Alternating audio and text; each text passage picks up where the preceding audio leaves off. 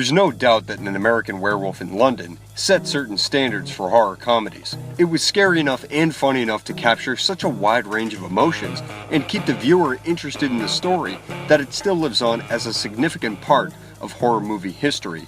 Over the years, many films tried to recapture that frightful feeling of fun, but fell short for whatever reasons. With a movie like this, so idiosyncratic and memorable, a sequel should have been seen as inevitable. Enter An American Werewolf in Paris in 1997.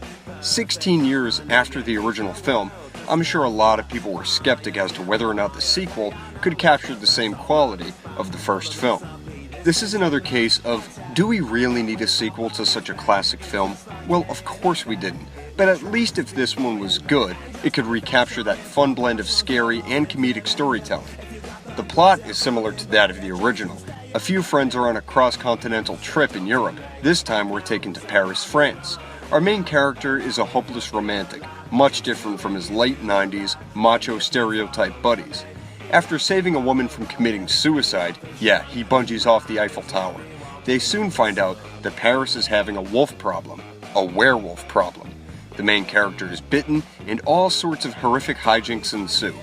You can probably imagine where the plot's going to go from there. Without getting too in-depth, let's just get it out there. This movie blows. Where do I begin? One of the fatal problems with this movie, and trust me, there's a lot, is that this movie is just one big, giant cliche. Released in 1997, this looks like a parody of 90s movies if it came out today. The characters are all stale, bland cardboard cutouts of 1990s stereotypes, but stereotypes aren't limited to the characters. Everything in this goddamn forsaken abomination of a film is a stereotype. From the dopey stock characters to having Smash Mouth on the soundtrack, this film has a nauseating assembly line product feel to it that the original didn't have. I hate always comparing sequels to the original, but here there's just cause. The original film felt more timeless.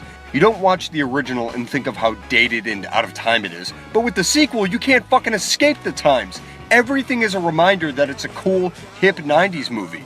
But I digress. Aside from it being a smorgasbord of cliches, the characters are beyond stupid. They are profoundly stupid. So much to the extent it's not even funny. I'll never understand women. Run! Your life is in danger! Really? Why? Is Claude your boyfriend? Please go! Go! Damn it, run! Seraphine, what's wrong? What are you doing? At least the characters in the original were somewhat normal and reasonable. This movie, everyone's a goddamn idiot. I think the filmmakers thought that stupidity would automatically mean it would be funny, but it's just more so annoying.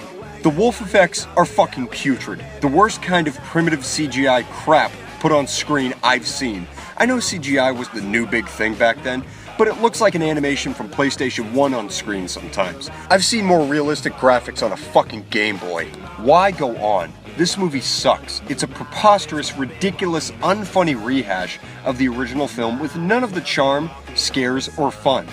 This is one I'll need to do a more in-depth review of to really point out the flaws. So until that comes, stay away from this one, like the fucking plague. Walking on the sun.